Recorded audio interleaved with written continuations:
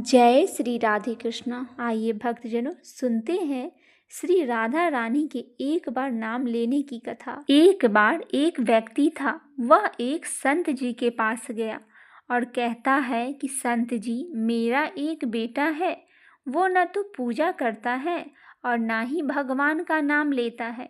आप कुछ ऐसा कीजिए कि उसका मन भगवान में लग जाए। संत जी कहते हैं, ठीक है बेटा, एक दिन तू उसे मेरे पास लेकर आ जाना। अगले दिन वो व्यक्ति अपने बेटे को लेकर संत जी के पास आ गया।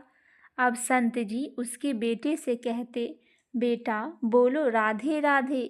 बेटा कहता, मैं क्यों कहूँ। संत जी कहते, बेटा बोलो राधे राधे। वो इसी तरह से मना करता रहा और अंत तक उसने कहा कि मैं क्यों कहूँ राधे राधे। संत जी ने कहा, जब तुम मर जाओगे और यमराज के पास जाओगे, तब यमराज तुमसे पूछेंगे कि कभी भगवान का नाम लिया है, कोई अच्छा काम किया है। तब तुम कह देना कि मैंने जीवन में एक बार श्री राधा रानी का नाम बोला है। बस एक बार इतना बताकर चले गए। समय व्यतीत हुआ और एक दिन वो मर ही गया। यमराज के पास पहुंचा। यमराज ने पूछा, कभी कोई अच्छा काम किया है। उसने कहा, हाँ महाराज जी, मैंने जीवन में एक बार श्री राधा रानी का नाम बोला है, आप उसकी महिमा बताइए। यमराज सोचने लगा कि एक बार नाम की महिमा क्या होगी, इसका तो मुझे भी नहीं पता। यम बोले, चलो इंद्र के पास, वो ही बताएंगे। तो वे व्यक्ति बोला, मैं ऐसे नहीं जाऊंगा, पहले पालकी लेकर आओ, उसमें बैठ कर जाऊंगा। यमराज ने सोचा ये बड़ी मुसीबत है, फिर भी पालकी मंगवाई और उसे बिठाया। 4 कहार लग गए। वो बोला, यमराज जी, सबसे आगे वाले कहार के हटाकर उसकी जगह आप लग जाइए। यमराज जी ने ऐसा ही किया। फिर सब मिलकर इंद्र के पास पहुँचे और बोले कि एक बार श्री राधा रानी का नाम लेने की महिमा क्या है। इंद्र बोले, महिमा तो बहुत है, पर क्या ये मुझे भी नहीं मालूम। बोले कि चलो ब्रह्मा जी को पता होगा, वो बताएंगे। वो व्यक्ति बोला, इंद्र जी ऐसा है, दूसरे कहार को हटाकर आप यमराज जी के साथ मेरी पालकी उठाइए। अब एक ओर यमराज पालकी उठा रहे हैं और दूसरी तरफ इंद्र लगे हुए हैं। पहुँचे ब्रह्मा जी के पास। ब्रह्मा जी ने सोचा कि ऐसा कौन सा प्राणी है जो ब्रह्मलोक में आ रहा है, जो स्वयं इंद्र और यमराज पालकी उठाकर ला रहे हैं। ब्रह्मा के पास पहुँचे। सभी ने पूछा कि एक बार श्री राधा रानी के नाम लेने की क्या महिमा है। ब्रह्मा जी बोले, महिमा तो बहुत है, पर वास्तविकता क्या है कि ये मुझे भी नहीं पता, लेकिन हाँ, भगवान शिव जी को जरूर पता होगा।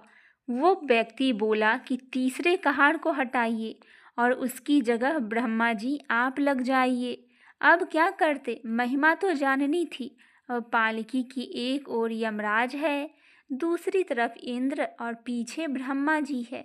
सब मिलकर भगवान शिव जी के पास गए और भगवान शिव जी से पूछा कि हे प्रभु, श्री राधा रानी की नाम की क्या महिमा है। केवल एक बार नाम लेने की महिमा आप कृपा करके बतलाइए।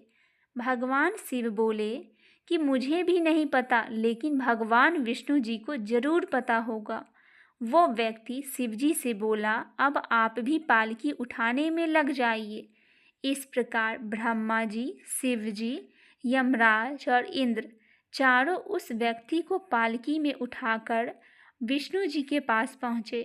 विष्णु जी से पूछा कि एक बार श्री राधा रानी के नाम लेने की क्या महिमा है।